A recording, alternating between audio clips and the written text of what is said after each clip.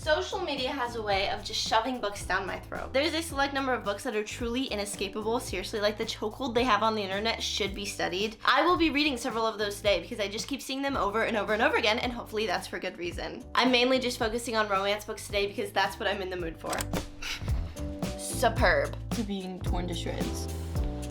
Oh no, I don't like it. I think it's only right to start with a book that inspired this video, and that is Binding 13 by Chloe Walsh. I don't know about you, but I see this book everywhere. Like, someone's always trying to say that it's a life-changing read. Whenever I stumble upon videos of people asking for book recommendations that will alter their brain chemistry, this never fails to flood the comments. The fans of this series are so committed in getting new people to read this book, and I guess it worked because here I am. I've been very intimidated by this book for so long because so many people love it and it's kind of lengthy. And I've also been kind of scared that I'm just too old to read this series because the main characters are in high school, I'm in college, and there's been some controversy about how older people respond to the series, and I don't want to catch a case. I don't think that'll be an issue, but that definitely was one of the reasons why I didn't want to pick it up sooner. But the age rating for this book just went up. It was 16 and up, and now it's 18 and up, so now I don't feel like nearly as weird for picking it up. It is pretty impossible for me to scroll through social media without seeing this book, so let me go find out why. I just know some of you are jealous of me right now. What if I don't like it? Like, everyone's gonna hate me. Finally getting started. Chapter 1, high hopes. I don't know what to say.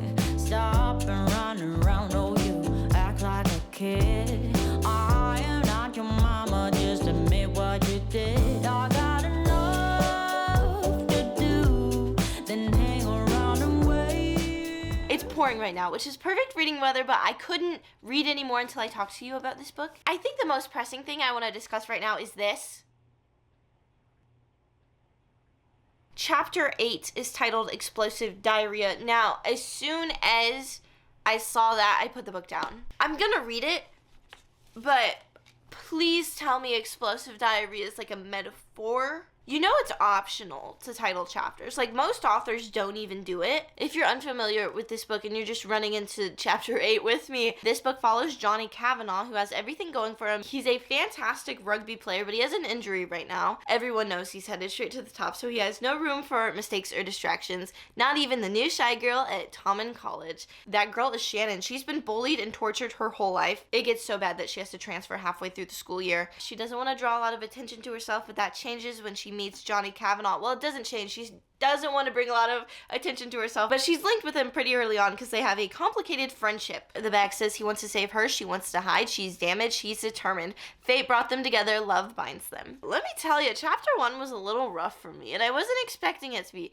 I just got like secondhand embarrassment from Shannon. It's calmed down a little bit, but like I feel like I had a rough start with Shannon at first because I was like, oh, that was really embarrassing for me. Like I found myself cringing at something. I also have some questions about Shannon. Like, why was she bullied? Not to say like people ever deserve to be bullied. Like, obviously that's not the case. But you understand pretty early on in the book that everyone likes her brother and she's really pretty. So like, did people bully her because they were like jealous of her? Maybe it's like one of those like Big Brother Taylor Hale situations where everyone just kind of picked her as like public enemy number 1 for really no reason, but we love Taylor Hale in this house. After the first few chapters of introductions, when the characters actually interacted with each other, my feelings sort of shifted. I think I am looking at this book pretty critically because it is so popular, and I honestly didn't love the first few chapters, but I also didn't feel like DNFing it. I now kind of like it. I liked the interactions they had. The more I read, the more I like the characters. And you know what? I love Claire and Gibbsy. I had heard people say that they like those characters, but it didn't really mean anything to me because I hadn't read the book, but now I see why. They just have such fun personalities and like exude joy. I'm rooting for them, and I'm also rooting for Johnny and Shannon. Oh, I wanted to share something else. I posted a TikTok saying I was about to start this book, and I had a mix of comments, and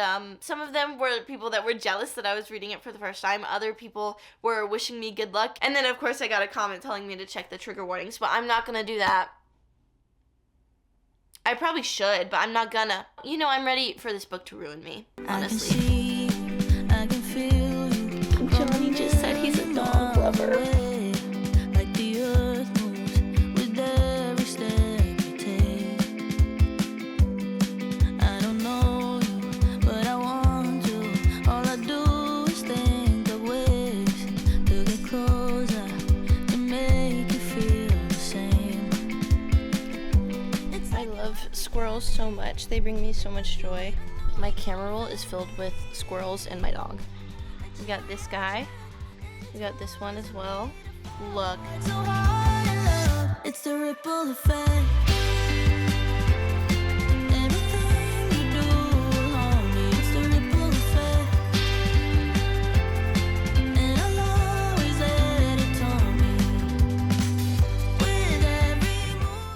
I'm now just over halfway through Binding 13 and I'm having a fun time. I am, okay. The chapter title, That Shall Not Be Named, actually made sense. It wasn't like completely out of left field, and it wasn't completely disgusting. It was still gross, but it wasn't like a human's bowel movement, so I don't care that much. I have to admit, I am liking this book. You know, I was very hesitant going into it. Too many people hyped it up, and I was like, there's no way it's going to be that good. Like, I feel like I'm going to be disappointed when I pick up the book, and I'm not. I'm not disappointed. I very much thought this would be another If He Had Been With Me situation.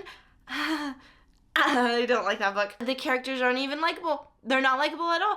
And reading the first chapter of this, I was like, no, bad impression, bad first impression. And I thought it was going to be another Autumn situation from that book, and it's not. I actually like Shannon.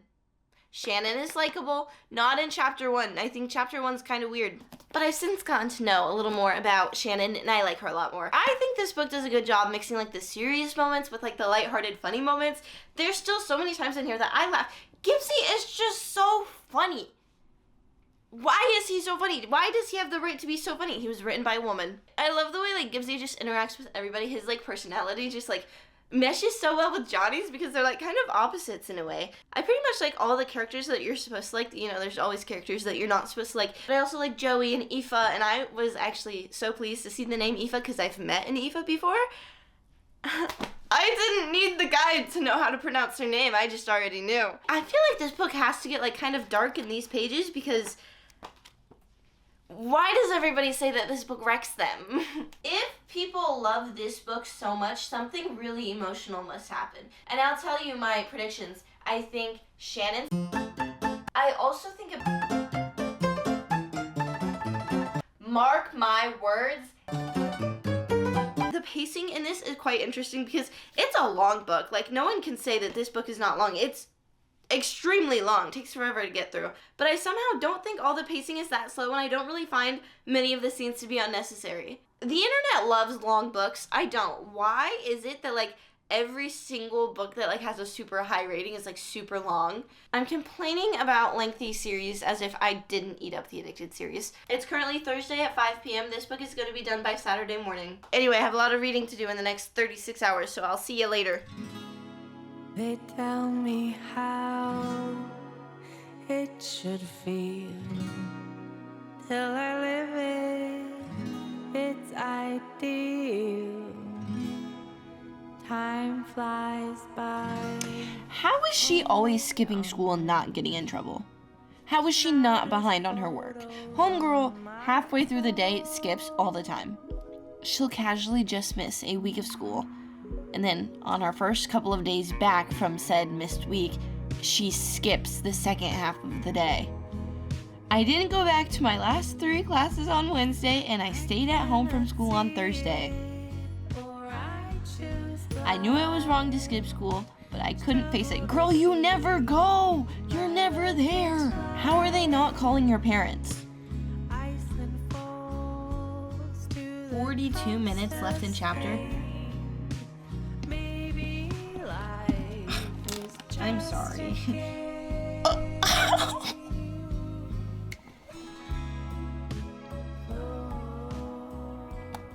Look at that. Successful in my goal. I finished. I went from having the time of my life reading this book to being torn to shreds. I was having so much fun, and then I wasn't having fun anymore. We have so much to discuss right now. The extremely long chapter was actually really cute. It was really cute and it was really sweet. My heart was like the Grinch's. It was like growing 3 times the size and then it shattered. That was a rough ending that does its job in wanting me to read more. Like now I'm like, oh, we gotta pick up Keeping 13 right now, but I don't have Keeping 13. I really want to read it soon, but I also know I'm gonna move on with like other books in this video, and then when will I get to Keeping 13? I don't know. Hopefully soon, though. I really want to. Oh, an update on my prediction. Let's say, like, this is what happens. My predictions were, like, a line, and then they went around it. So my prediction was the blue and the blue. What the frick? I guess the blue and the blue would happen, but the purple is what actually happened. So I was close. I was like circling what I thought would happen, but I didn't actually guess what happened, which I very much so prefer the purple. I actually prefer what happened than what I predicted. What I predicted would not be a good plot. That would be a truly terrible plot. I would have DNF'd the book. Also, the amount of times she is walking with her head down in a rush or something and crashes into a wall of muscle. Come on. That happens a few too many times. You can get away with writing that like once or twice, but I feel like it happened like 5 different times in this book. Like, girl, pick your head up. Look where you're going. You're at a school full of people. Shouldn't you be like watching your surroundings to make sure you don't run into people? Because she does it all the time. Also, why is Chloe Walsh always saying, I ran into a wall of muscle? Pick a new sequence of words. I'm tired of reading that. Now to talk about the hype surrounding this book, I mean, I feel like the hype is around the series as a whole, but so many people love, the first book, obvi. I'm not at the same level of obsession that a lot of people are on, but I still think it was good. I still want to read the rest of the series. I did enjoy this book. I would recommend it, and I thank the internet for recommending it to me. Who do you think is the most popular romance author of the decade? Like, this author is, like, universally well-liked. Even people that don't like romance like this author's books. 5 of these 6 books by this author have well over 1 million ratings on Goodreads. She is pulling insane numbers, and of course, I am talking about Emily Henry. I genuinely could have picked any one of her books for this video, but I picked Book Lovers. Her books appeal to such a wide audience, and I think it's because they're not super cheesy, and, like, they're still very much so romance books, but so many people also are like, it's literary fiction with a hint of romance. No, it's not. It's not. It's a romance book. But it allows a bigger audience because I think there's still, like, a lot of people that think, like, romance is an inferior genre. It's not. But some people still feel that way, and they're not going to pick up something that's, like, more rom-com-y. But I think reading is reading. I don't think it really matters what genre you're into. I'm very excited to read another Emily Henry book. I think it's about time.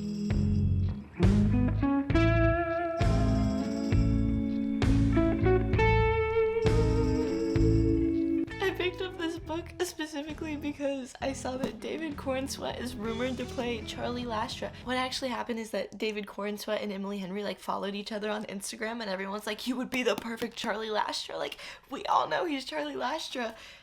And now I want to get to know Charlie Lastra, you know? I need to put myself in timeout, honestly, because I've done quite literally everything but read. I've read 20 pages today. I've been, as a girl named Sophie once said, locked out, and now we're gonna lock in. Well, I read over 20 pages. I did read the acknowledgements, and I found out I've been to Emily Henry's, like, local indie bookstore. I would love to give you an update on the book, but I don't really have one. I do like the first 20 pages, though. Superb. Okay. Read.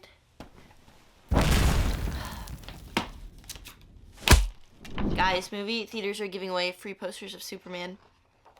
If anyone wants David Cornsweet on their wall, let's talk about this book. I am 128 pages into Book Lovers by Emily Henry. Why is it when I, like, press record, every single thought that was in here just disappears? I feel like when it comes to Emily Henry, like, so many people have, like, such intense thoughts and opinions on, you know, what her best book is and what her worst book is, and I feel like people are pretty divided on this one. I'm always seeing it in a different spot. It's like people can't agree if this is her best book or her worst one. Me, personally, I like it. I don't really get the people that say it's her worst book when People We Meet on Vacation exists. Kidding!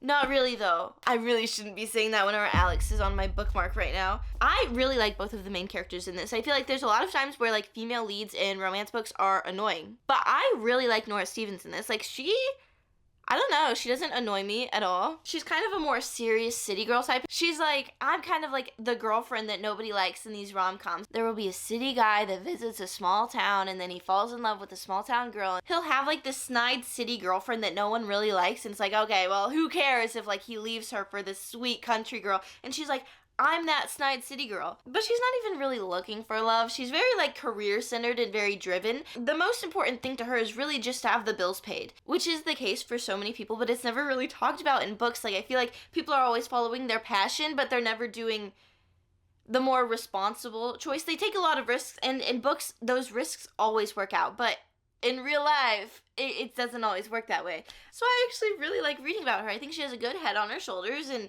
she's also funny. Even though she's so serious, whenever she's like talking or emailing with Charlie Lastra, it's like a different side of her.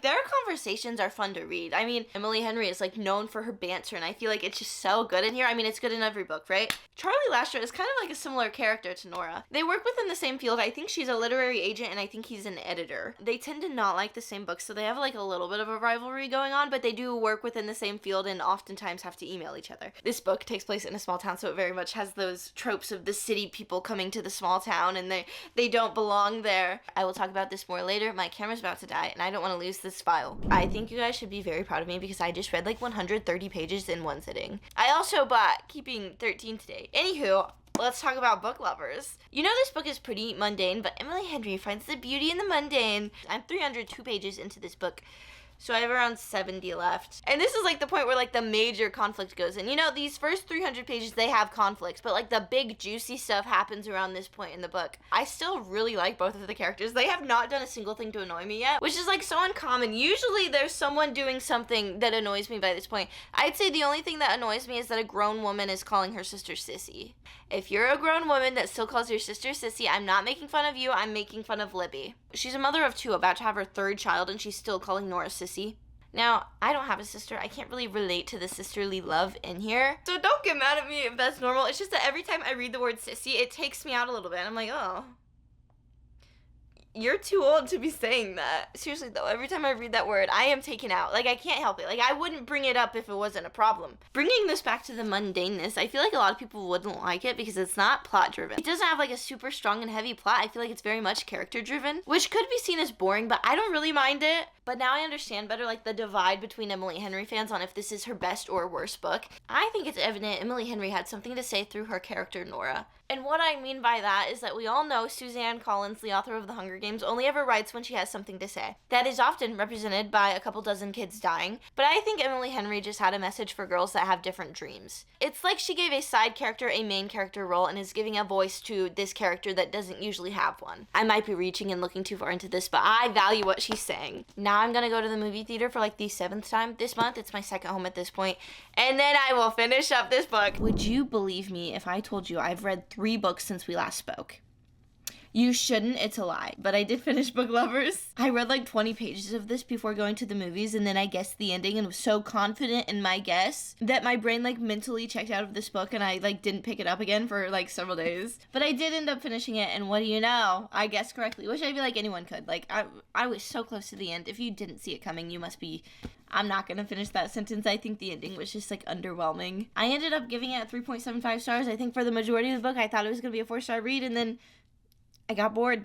I don't know where this falls within my ranking of Emily Henry books, but one more book checked off, and then there's only 2 more to go, and then there's like a whole backlist, but I'm not gonna read those. I would love to know your ranking of Emily Henry books, especially now that I only have 2 left. Also, I'll give you a big smooch if you can convince me to read Funny Story or A Great Big Beautiful Life within the next 2 months. Let's move on to the next popular book now. I knew this next book was super popular. I knew it went super viral, but I was shocked to find out that it had more ratings than Binding 13, because in my mind, Binding 13 is like the most popular book out there, but this book has more ratings than that. It doesn't have quite as many ratings as Book Lovers did, but it is Butcher and Blackbird by Brynne Weaver. The back even says it's the viral friends to lovers dark romantic comedy full of murder, chaos, and sizzling chemistry. Now that I think about it, I feel like I have seen this book everywhere. I just didn't realize it was like more popular than Boys of Tommen. This is the only dark romance that made the list. And I think it's because dark romance isn't as universal as like an Emily Henry book, and I don't read a lot of dark romance, but it literally says viral on the back. Like, I have to read it for this video, right? This book is a little bit out of my comfort zone, but it's good to, like, expand your horizons, you know? It's good to try new things, and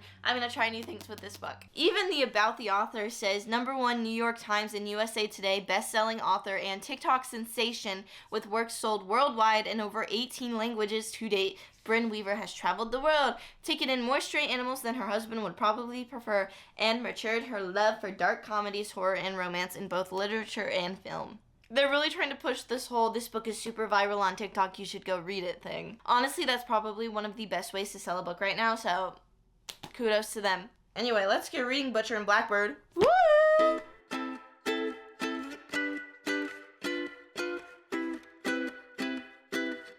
You're never here. I shouldn't be shocked. I knew what I was picking up, You're okay? never around to see me thrive when it's my birthday or my day off. I am 106 pages into Butcher and Blackbird, and let me tell you, I'm shocked.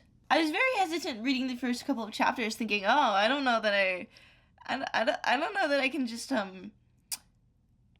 read this and accept what's going on and be like, oh yeah, cool. But I'm happy I continued to read because I'm liking it more now. I don't want to be like a chicken that's scared to read dark romance, or be one of those people that, like, you can just tell hates dark romance, and then they read it and they're like, this book is not good. Like, obviously, it's not for you. The two main characters are, in fact, serial killers, but they kill bad people. You know, they're Dexter. They delete people that are truly terrible, people that the world will not miss. They're, like, crushing on each other. They don't know each other super well. They just find themselves trying to get the same person at the same time. So then they start an annual competition where they are sent a location and they have to find the bad person that they're supposed to delete. It's a race at the end of the day, and it keeps the tension going. They have day jobs, they live in different cities, they don't see each other super often, but when they do, they feel alive, unlike their victims. I really like Sloane. I think she slays. Please tell me you got that. My goal is to binge this book for as long as possible tonight and then finish it tomorrow. I redid my Kindle, and I think it looks really cute. I checked it out through Libby because I'm convinced I can read faster on Kindle than I can with a physical book. I have to fall apart to get to see you again.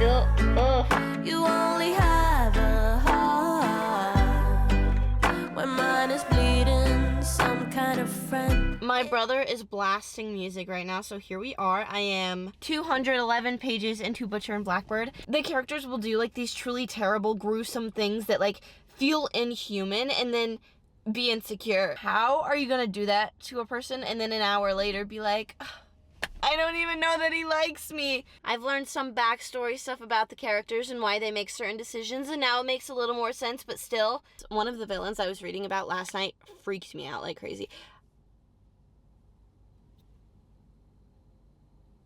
Truly read one of the most disgusting things ever. I was supposed to bring up things of, like, substance when talking about this book, but now I just keep, like, picturing that one scene, and it's so gross.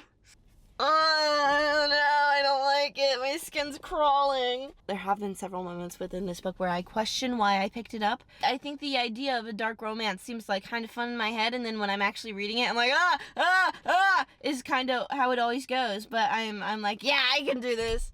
Even though there's so many things in this book that makes my skin crawl, I love the side characters so much. I think the other two books in this trilogy are about Rowan's brothers, and I really like the brothers. I like that family. I like what they have going on there. They bring like a funny side to the book, which is definitely what it needs because, I mean, it's dark. Okay, anyway, see ya! I finished Butcher and Blackbird last night, and this book is leaving me very conflicted. Right after we last spoke, I read something that like completely turned me off of the book to the point where I was like, oh, I don't really even want to finish it. Like, that was just not my cup of tea. And then the ending happened. I've gotten into the habit where I think I'm super smart and I can guess the ending to any book. I did not see that coming. Not at all. That was such a surprise, and I liked it. I liked that it surprised me, and I liked like the actual plot. It was like actually interesting. I feel like that was the payoff for like sticking through and going to finish the book. This book kind of made me feel dumb, but in a good way, because I feel like it was waving clues right in front of my face on how this book was gonna end, and I didn't see them. I looked the other way. The ending was just such a lovely surprise because I didn't like this solid chunk of the book, but then that ending really was like the saving grace for this book because I was not gonna rate it very well, and that honestly bumped it up to a 3 stars for me. I don't want this ending to like overshadow all of the parts of this book that I did not like, because there were a lot of parts that I did not like. Wait, do I want to do like 2.5 stars or 3 stars? I feel like 3 stars is a little high, but at the same time, you picked up this book knowing what you were picking up. I hope you liked this video. If you would like, comment, and subscribe, I would very much appreciate it. I will see you at some point or another. Bye!